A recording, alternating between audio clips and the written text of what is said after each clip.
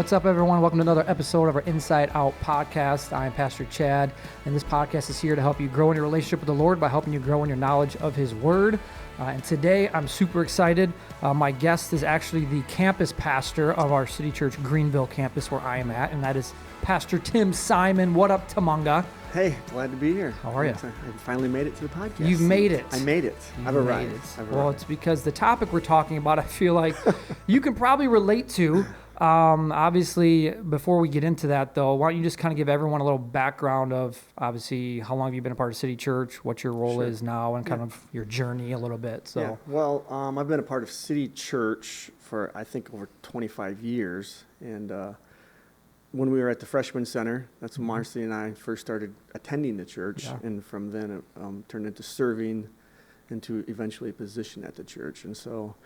I've kind of been here from the beginning, and it's been quite a ride. And you've kind of done everything. It's like you started off in children's ministry, right? You're the children's pastor for a while, and that moved into like youth/next gen, and that's kind of when I got involved early on and was interning under you, and you were the next gen pastor, and then now you're the campus pastor.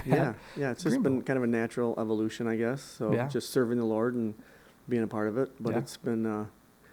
I can't believe it's been over 25 years. The time goes by so fast. That is crazy. Well, the fact that, that means we've known each other then for 20 years, I think. Would say, yeah. So I was 21, I think, when I started at City Church. So, and then, so we've known each other for a long time. Obviously, City Church Greenville is where I'm at as the preaching pastor, obviously the campus pastor, so we work hand in hand together, which the reason why I think that works is because we've had that working relationship and we know each other very well, and so it's been awesome. And so, but today I thought you were perfect because the topic we're going to talk about is burnout and how to deal with burnout, how to avoid, Chad. Exactly, because you're burnout all the time. Is there something you need to tell me? Exactly, this is an intervention actually for you. Excellent.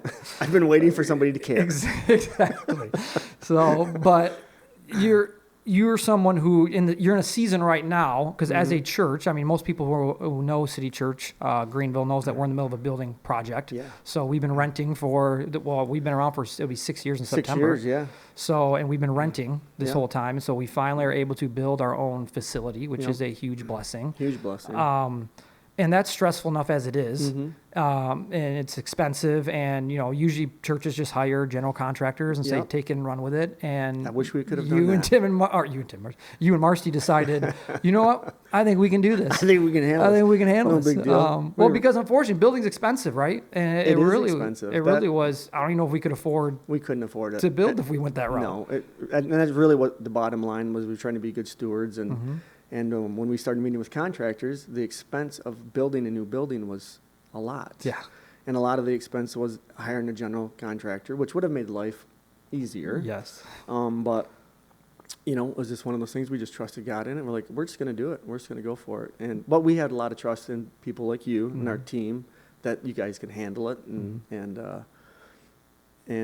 pick up the workload. And it's worked, but I'm not going to say it hasn't been stressful. No, it's a lot, and it's so and so it's already a stressful event, and then you guys take on this extra workload of like, hey, we're going to kind of manage it and oversee it, and obviously you've had a lot of help, and people within the church have come alongside and helped you with different things, but it's still a lot, and so, but I feel like you've always done a good job of avoiding burnout and finding that balance of, I mean, obviously ministry, your job, everyone has busy seasons.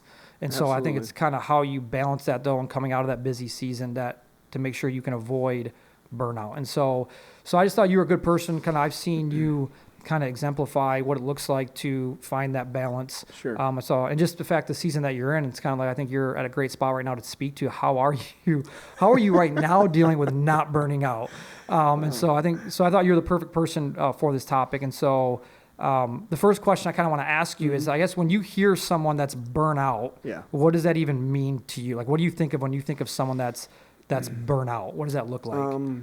I think when a person is maybe emotionally, physically, mentally tapped, and they're just kind of at the end of their line, that's when you're burned out. Right. You're spiritually, you're burned out, you're tapped spiritually. And that can look, I think that looks different. Like you can recognize that, I can recognize now, I've been through that season where when you start to see somebody who's unhappy, they're not fulfilled. Production goes down. They've lost their joy. Right. You're starting to say, hey, there's something going on there. For sure. There's definitely something going on. For sure. Yeah, and I think it's important to know that, because I think from our world, we always think of burnout when it comes to ministry, but anybody can get burnt out, whether you're in ministry or not. Just at your job, the busyness of life, anybody can be burnt out. So this applies to everybody, no matter whether you're in ministry or not. But I guess so. Then the next question I'll ask you is: have you ever personally faced a time where you literally were burnt out, or you felt like you were maybe on the verge of that, and kind of how did you handle that, or maybe what did God teach you during that time as well? Yeah, I think I've been through. I would call it burnout, where I got to the point to where I was ready to, like, is there something different? Like, I was like, let's sell the house, let's buy a camper, and let's go cross country. So that's another sign. Yeah, exactly. Throw that to the list. Yeah. But it was, and I was going through a period of change in my, what I was doing at the church, and the whole church was going through a change at the time. And so then, I was getting a lot of complaints. So you have this big load anyway. So in ministry, you want to do the most. You're always wanting to do more, it feels like, and maybe please people and do these things. And then when you have different department heads coming to you, they're unhappy and they're just dumping on you all the time. It just wears you down after time. And so, I got to that point to where I felt like, the stress level goes up. We were just talking before we started about teeth. Yeah. I used to grind my teeth like crazy. That was one of my stressors, and I didn't realize it. Bad sleep, things like that. You're not sleeping well, and that was a really hard time. It was a really hard time, and you're kind of going through it, and sometimes you feel like you're all alone in those times. Like you don't know who to talk to about it. Because at the time I was like, I don't want to talk to my team and let them know like I'm struggling, because I don't want them to struggle. I want them to perform, stuff like that, and so. That can be, and I think that's a lie from the enemy, obviously. The enemy's trying to take you out, and so then you're going through those moments, and then you're isolated, and it can be really difficult, and it can be a dark time, and where eventually your relationship from the Lord's is getting weaker, because you're just like, you almost just want an excuse to quit, and I think, and I can look back too and see, I think other pastors who've been into that where they self-destruct, they'll like have an affair or something like that, or something. And I think a lot of times it's a cry for help. Just like, I'm burnt out, I need help, and they don't have anybody to turn to. Right. And so I wasn't that bad. Right. Yeah. My wife would have killed me. She would. Nothing like that. But it was a very difficult time. And I did learn a lot from that. And I fall back on that now, when I start to see that, if I start to see like I'm getting into like, I'm short with people, things like that, I'm just like, okay. And my wife recognizes it. For sure.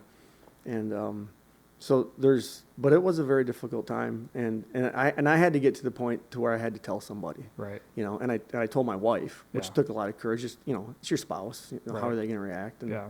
And but what pulled me through that was talking to my wife, her encouraging me, and then just laying it all down to the Lord. Yeah. It's just like I just gave it to him. I just surrendered everything, because I was trying to do everything. Yeah.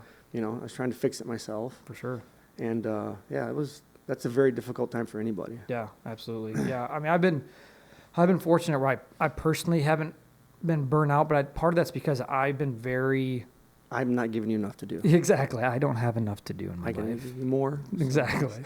But I feel like I've been pretty strategic, because I've been around. I mean, I've been in church my whole life. My dad was in ministry. I've been to many conferences where I've heard people talk about burnout. I've been around pastors who have burnt out, some on multiple occasions. Sure. And I've always just been like, I don't want to be that person. Like, I don't want to burn out. And so I've kind of learned and taken what they've said. What did they do right? What did they do wrong? And I've tried to apply that to my life and my balance. And I've tried to be good at, once you get to that point, if you feel like I'm doing too much of like, I need to pull back, and just trying to make sure I don't get to that. And so, and that's easier for some people than others, but so I'm fortunate in that way so far. But again, it's just because I've been around so many people that have burnout that I'm just like, I don't want to be that person. I don't want to end up like that. Yeah. So, but it's because it is hard. And a lot of times it takes people out of their careers, out of their ministry, it's a very dangerous thing. And so, I guess bringing it to the word, I guess, what are some scriptures that you think of when you think about, rest, whether it's Sabbath, whether it's, how do we apply that to our daily lives? Is there any scriptures that you kind of would go to refresh you or remind you of that? Well, I think, when I talk about, Sabbath or rest, I think there's like that rhythm throughout the word of rest, and even in, after God created everything, what did he do? Yeah. He took a break. Yep. He took a break, and it's in the 10 Commandments, don't, keep the Sabbath holy. Yeah. And there's that thread. And, even, Jesus talked about, the Sabbath was made for man, not man for the Sabbath. Right. And it's to benefit us. It's like if we are smart about it and we recognize it and we rest, it's so we can, have that time with our family. Like I look at Sundays, and even as a pastor, we're still working on Sundays, but we still have that time with our family, our families together.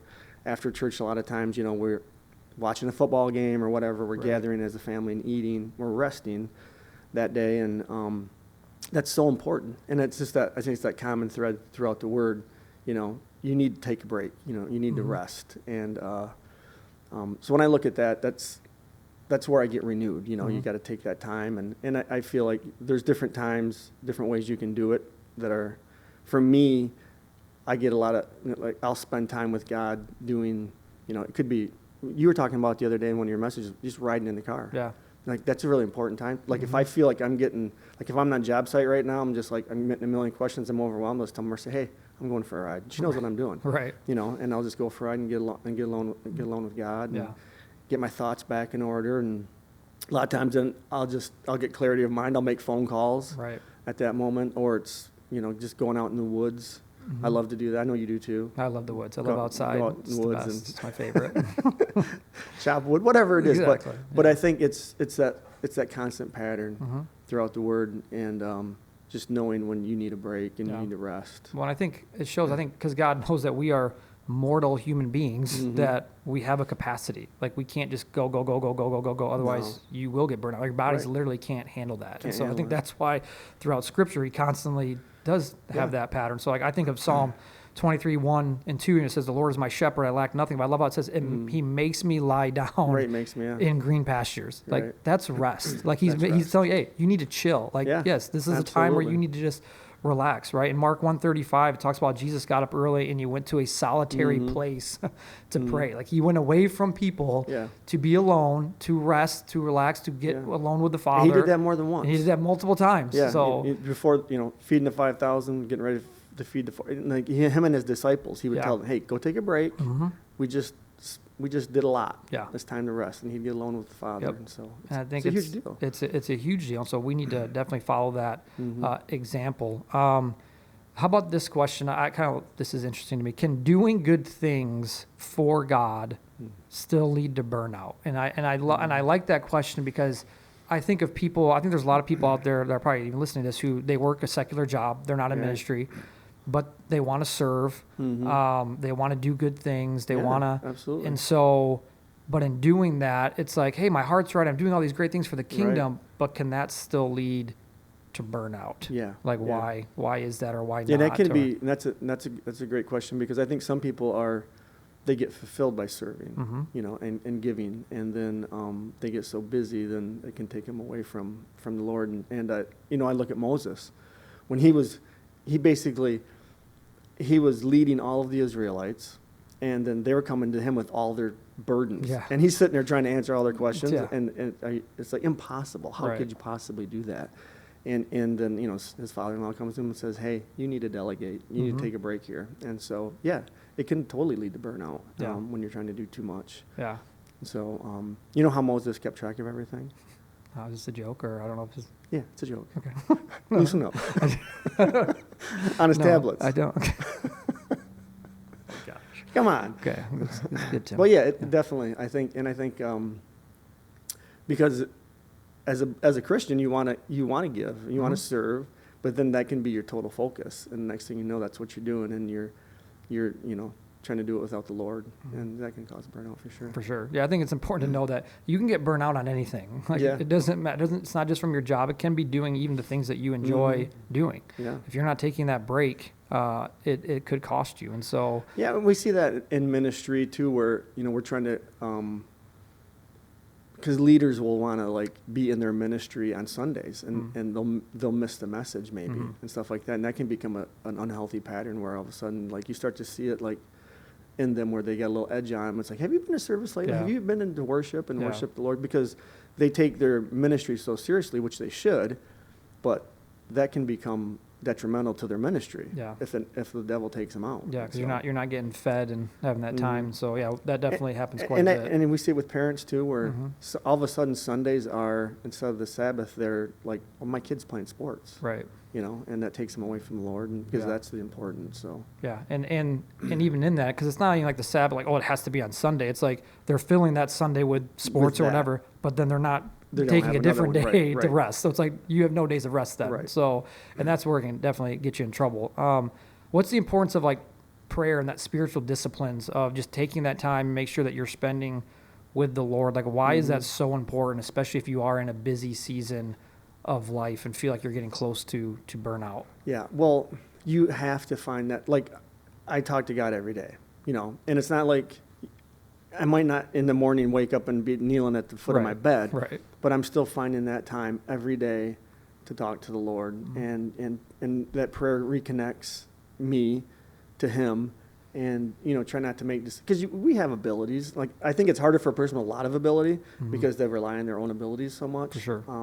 And that can be scary, but you have to connect with the Father, especially if you're making decisions. I don't care what your job is. Like when I was an electrician, if I had tough things going on, I'm meeting with somebody or whatever, it's a tough conversation, I would always take it to the Lord first and just be like, okay, I want to make sure I'm hitting this at the right angle or whatever it is, and get wisdom from that. Yeah. And so that time is super important, and I think we all have to find that moment to spend with the Lord. And like I said, it can be different for everybody. It can be, if you're busy at work and you get home, go fishing, and that's your quiet time. You find a time to, you're basically meditating on the Lord that whole time. You can say you're fishing, but you're just spending time with the Lord and spending time in prayer. It's a big deal. I think everybody's got to figure that time out in their life. Yeah, because I think, to me, it's a lot of times when you're busy, the one thing that we sacrifice is that time with the Lord. And that's part of the reason why you get burnt out, because you're not getting filled. But also, when you spend time with the Lord, that's when He speaks to you. And so you might be in a season where you're about to be burnt out, and the Holy Spirit might be trying to communicate with you and tell you, like, hey, you need to take a breather, slow it down a little bit. But you can't even hear the voice of God because you're just constantly going and going and going. And so busy, taking that time to just, like you said, in the car, fishing, it doesn't matter where or when, but just making sure we're taking that time to spend with the Lord is so important, because that's when He's going to speak to you, and hopefully, and that's when you cast your burdens and your cares on Him and let God know, like, hey, I'm struggling with this. Give me wisdom on how do I handle this? How do I journey through this time in my life? And so and I think that's a trick of the enemy, is to convince us that there's so many things that are distracting in our life right now, and the busyness is what we're supposed to do. We're supposed to take care of this, and be successful at this. But then, once the Lord is out of our life, it all comes crumbling down, and so it's really important. Yeah, which kind of leads me to the next question of, like, what role does trusting God play in preventing burnout, especially like in a high pressure, like you're in a high pressure situation right now, stressful time of the church. Like, so what role does just trusting God and having faith in Him, how does that factor into avoiding burnout? Yeah, it's huge. And I think, life experience has taught me a lot, but when there's so many things that are, that I'm in over my head in right now with the construction and everything. And I just have to trust God, like, it's going to be okay. I mean, you start talking about finances or decisions you have to make on a daily basis, things like that. And I just have to take a step back and be like, all right, I trust you got this, Lord, and giving it to Him, knowing that I don't have all the answers. That's actually quite freeing if you do that, instead of trying to come up with all the answers yourself. If you're carrying that load, it's such a heavy weight. And so it's a big deal for me to trust God and to believe that He's going before me, and that He's, that things are going to be okay. It's just such an important part of my life right now, because there's just no other way that I could handle a lot of this stuff. And so, and He's never failed me. As a church, we see it all the time, how He's gone before us, where we started this church in a middle school, and then like, I don't know, we were only in there a few months, and then the school's like, oh, millage passed, you guys have to leave. Yeah. And there wasn't any other place to go. Mm-hmm. And he provided a way, you Mhm. know, and he got us our next location, and we've just seen him go before us time after time. And I never stressed out about any of that. I Right. always felt like, you know what, God's got this, it's going to be okay, through COVID, through everything. Yeah. And it was just trusting God. And it was the same thing with this building. It's just been like, you know, we're just going to trust God. Mm-hmm. Everybody says that we can't do it this way, it's impossible to do it this way. Well, Yeah. God will make a way. Exactly. And I think, like you said, which is really important for people to know, is it's very freeing. Very That's a freeing. key word there. Is it's freeing when you trust God and you know Mhm. He's in control, because it just reminds you that it's not all about you. Right. And so many times in life, we do make it all about us. That's why we Mhm. feel like we have to work 70, 80 hours or do Right. this, because it's all about us. But it's when you just have that moment of like, you know what, God, I can only do so much. Mhm. I just have to trust you with the rest. That is such a freeing feeling. And just knowing that nothing catches God off guard, right? Like anything that happens during this building project, whether something just dramatic happened that you didn't see coming, like this Right. is terrible, there is still something freeing about, you know what though?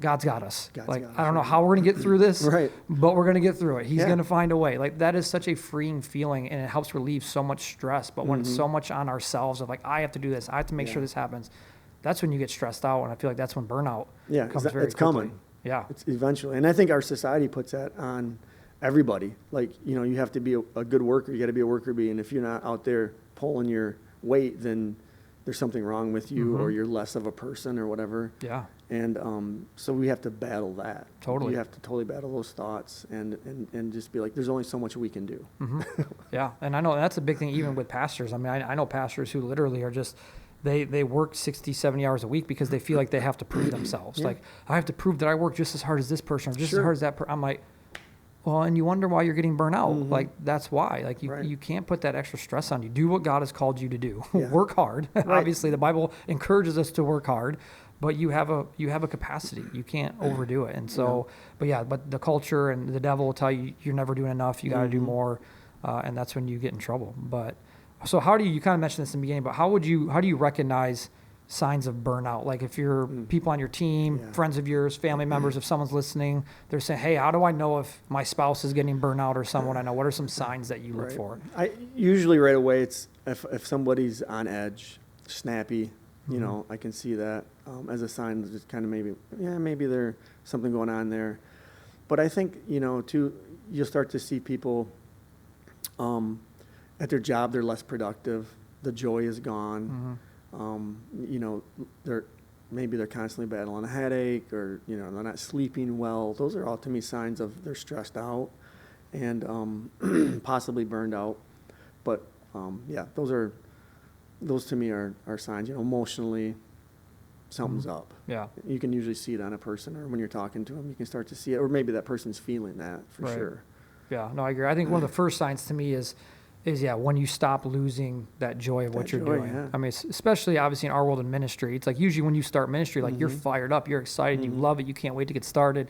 So when people start to just be like, I don't enjoy this anymore, this is just a job to me, this is just, Right. that's a huge red flag of like, Yeah. I think you're just burnt out. Right. And so maybe we need to adjust some things, but yeah, like you said, the constant stress, the being short with people, those are Mhm. definitely the easy signs that I notice with people of like, I think you just got too much on your plate right now Yeah. and need to kind of pull back Yeah. a little bit. Yep. Um, Yeah, and I had that when we were starting this project.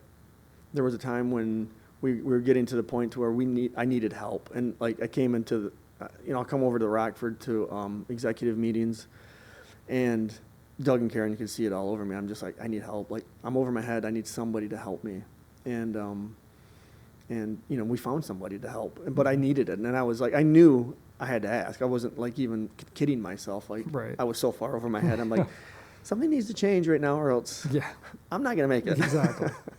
Yep. And that's good though that you recognize that. And that's the important thing of, I think a lot of times our pride doesn't allow us to share that with people. Like, I'll just figure this out. I'll get through it. So I think having the self-awareness to know, like, if I continue in this path, this is not going to end It's well not for gonna me. end well. No. So Yeah. I have to share with somebody and let somebody know to see if I can get the help that I need, and knowing that that's a good thing. We have to do that. Otherwise, you're going to pay the consequences Right. down the road.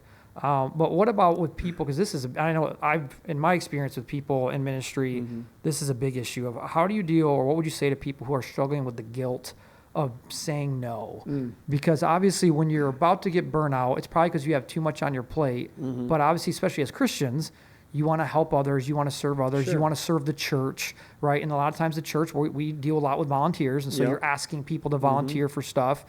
And some people can be like, man, I really want to, but I can't do one more thing. But they feel guilty if they say no to the church or to a friend who needs their help on a weekend. It's like, so what would you say to encourage people who maybe are struggling with that guilt of maybe saying no? I think the first thing is you got to recognize that you're not Jesus. Right. You know, and that God made you the way he made you. And you know, we go through we're human. And so we can't solve everything. That's a big deal. I think we try to play, we don't realize it, but we're trying to play God a lot of times. We're trying to do everything instead of like giving it to the Lord and knowing that it's going to be okay, that he can handle that. And if we say no to something, and just there has to be some self-preservation there. Right. Like, we can't do everything. And so the guilt is from the enemy. It's not from God at all. He expects us, he knows how he designed us. And so I think we need to recognize that we can't do everything. Yeah. That's a big deal. And it's hard, especially for, like you said, the people who have multi-talented, right, can do a lot of things. So it's easy. People always want to ask, can you help me with this? Can you help me with that? Can you help me? I don't have that problem because I don't have a lot of talent, so I don't have that issue. But I know people who are like that, and it's easy to be like, oh, can you help me with this? And so, and it's hard. They want to help, and so they can't say no. But then it's like, then they get burnt out, and you have to know what your limit is. I mean, obviously, if you have a job, you have a family, you want to serve a ministry, like you said, you can't do everything, and you can't be afraid to say no. And if someone thinks you're a jerk, that's on them. That's like on it's them. like that's totally on that's them. on them. That's not on you. Like that's not like, to me. I always look at your family comes first, no matter what, and that's why your family is kind of that good test of like they're the ones that are going to tell you like when you're struggling, turn your phone off, Tim. Come on, this is so unprofessional. Good gravy. It's Adam. No, but your family knows when you're struggling, right? They know when you're about to burn out, and so especially your spouse. Right away. So sometimes your spouse is the one that needs to say, "Stop! Like you can't do any more," and you need to listen to your spouse because they know you better than anybody. And so if you're in that moment where your spouse is telling you you need to slow down or you need to say no, I strongly advise you to take that advice. And it's important to have people in your life that recognize that, and hopefully you have somebody in your life, if it's somebody that's over you, a leader or something like that, they recognize that, and you never want to put too much on a person because if they burn out, you're not going to have that person, in your life any longer. So it's really important to have people in your life that can speak into that and say, hey, what's going on? Yeah. Yeah. But just knowing it's okay to say no sometimes. Yeah, it is absolutely okay 100%. To say I say no a lot. And you have to. I do. You absolutely have to. You have to. So, but no, that's good. What are some non-negotiables, I guess, for you when you think of rest and recovery? Like, what are some things that you do that are like, I have to make sure I do this? I mean, you kind of mentioned going in your car or driving around, but is there anything else that you're like, these are non-negotiables for me? Like, well, for me, I think a non-negotiable is when I recognize that I'm tapped. Like if I don't have anything else, if I don't have anything in my cup, I can't pour anything out. Right. And so if people are asking me to do something, and I'm just like, I know if I go to help that person or whatever, I'm not going to have anything good to say or worthwhile for me. Or even if it's going out to a dinner with somebody or anything like that, and if I'm tapped, I'm just like, for me, I get refilled by being by myself. Yeah, me too. I don't like. Some people get filled up by being around people. That's our wives. That's our wives. It's the opposite. So it's hard for my wife sometimes when I'm like, I'm not going to go. Yep. This is a non-negotiable because I know I'll just be sitting there like a zombie anyways. Yeah.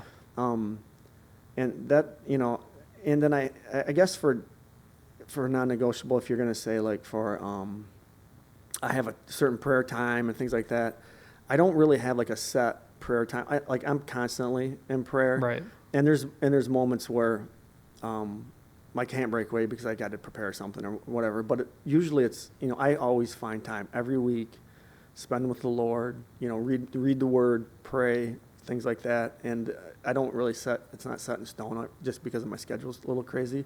But a non-negotiable is I'm going to carve out time that week to do it because I can't lead otherwise. Yeah. I'm just not I can't lead a home. Yeah. My wife doesn't want me around. Yeah. Nobody does if I'm tapped. So I guess that would be a non-negotiable. Yeah, no, and that should honestly. And delegate. I'll delegate stuff. For sure. Like, yeah, and if you're a leader, you have to. It's just like, I can't do this. Can somebody else please do this? Yes, you absolutely have to, especially if you are in leadership. And that's the downfall of a lot of leaders, is because they feel like, because I'm the leader, I have to do everything. And it's like, well, no, a good leader knows how to delegate. Yeah, you and have to. so people can tap into their strengths, and you're able to focus on what only you can focus on. But being able to do that is huge. But yeah, I think for everyone, a non-negotiable has to be, you have to make sure you're spending time with the Lord. You have to. Have to. Like, I mean, your chances of burning out skyrocket if you don't spend that time with the Lord. So that's huge. I know for me, I've always, even when, the busyness of when I was working a full-time job outside of ministry plus doing ministry, was I just always tried to, like, I need one day a week that is just, it's just my, it's whether it's I'm doing stuff at my house or whether, but it's a day off, right?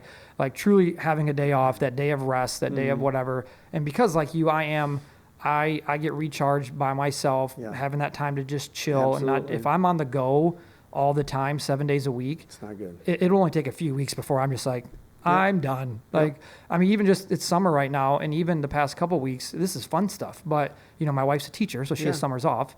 And she's very social.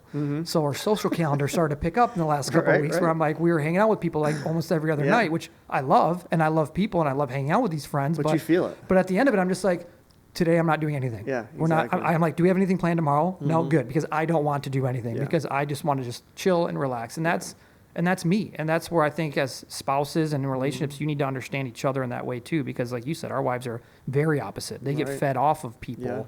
And we are the opposite of that. And so understanding that about each other and understanding about yourself is important, that you make sure you take that time to do what recharges you and gets you I think it's a real refreshed. challenge for families in our society right now because there's a million things that everybody wants you to do.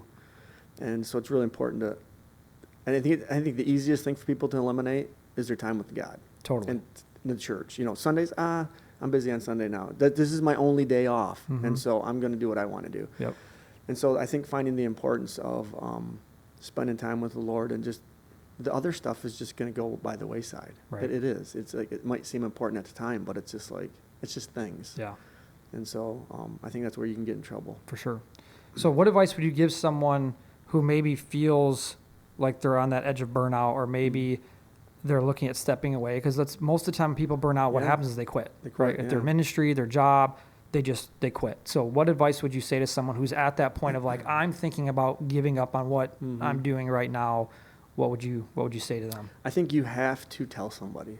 That's the biggest deal. Like for me, when I was at that point, I was like, I had to tell somebody. I had to talk it through. And if you don't do that, it's not going to get better. You have to. And then at that moment, I think it releases something in you. It kind of starts stripping away all that weight that you're carrying, and then going to the Lord with it, and then just literally going to His feet and just groveling and just praying and just being like, just seeking His wisdom and just getting into the Word, worshiping, doing whatever you have to do to get it back. Yeah. And that's a big deal. And God is faithful in that. Right. He'll restore you in that. And just by talking through it and taking it to the Lord, it's amazing how just your eyes are opened and that burden just melts away. Yeah. But you have to talk. If you never tell anybody, you're not going to get out of it. Exactly. And that's ultimately what the enemy wants you to do, is he wants you to keep it to yourself, and he wants you to quit. Right. And so that's why like our first reaction always is to like, I'm just going to quit and that'll make everything better. And it's like, but it's the opposite. And it's like, that might not be God's will for you. God might still want you to be where you're at. Right. You just need to make some adjustments in your life. And that's why talking to, especially whether it's at your job, talking to your boss and saying, hey, I'm feeling burned out because of whatever. Maybe he says, suck it up, buttercup, or maybe he understands that and he works something out in your schedule. Right? If it's in ministry, you're serving at the church and you're overdoing it, talk to that leader over you in ministry and just saying, hey, I have my job, my family, and talk through it. Because most of the time it'll work out where they're like, okay, let's just make some adjustments. What can you do? But you're able to still continue in what you're doing and not just quitting. And so the devil wants you to quit. And so, and maybe it's a time that God is moving you in a different direction, but that's why it's important to seek God's will and His wisdom, because maybe it's just, no, you just need to slow down. Yeah. It's not about quitting. And, I always think of what I talk about is my life verse in Galatians 6:9 of, don't grow weary in doing good, because at the proper time you'll reap a harvest if you don't give up. And I always focus on that if you don't give up part. And I feel like so many people they've been busting it, but they're struggling right now, and they feel like maybe I can't go on, and so they end up quitting when God's just like, man, if you just keep pushing forward, or if you just keep making some adjustments in your life to cut back, like the harvest is coming. I am going to bless you, but we tend to just be like, it's over. Just I'm done. Suck it up. And I think it's harder for men. Maybe not. I'm a guy, so I think it's harder for men. For sure. Because we're just, we're trying to provide for our family, and you don't want to be like, a quitter or whatever it is, but that's just the enemy. And it's just like, and I think it's changed a little bit in our society, where it used to just be suck it up was the answer, where it's more like, hey, there's mental health out there, and there's people are struggling.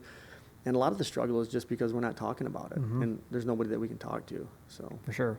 Yeah. No, a couple verses that come to my mind kind of as we wrap up when I think about this is I think of 1 Peter 5:7, cast all your anxiety on him because he cares for you. I think that's important. That's why that time with God is important, because that's the time that you release, hey, this is what I'm struggling with, God, and knowing he's there for you. And then obviously I think of Philippians 4:6-7, do not be anxious about anything, but in every situation, present your requests to the Lord. And so I think that's the important part of, if you're feeling stressed, if you're feeling anxious, whatever it is, like, you have to bring that to the Lord. Yes. Like, you cannot keep it to yourself.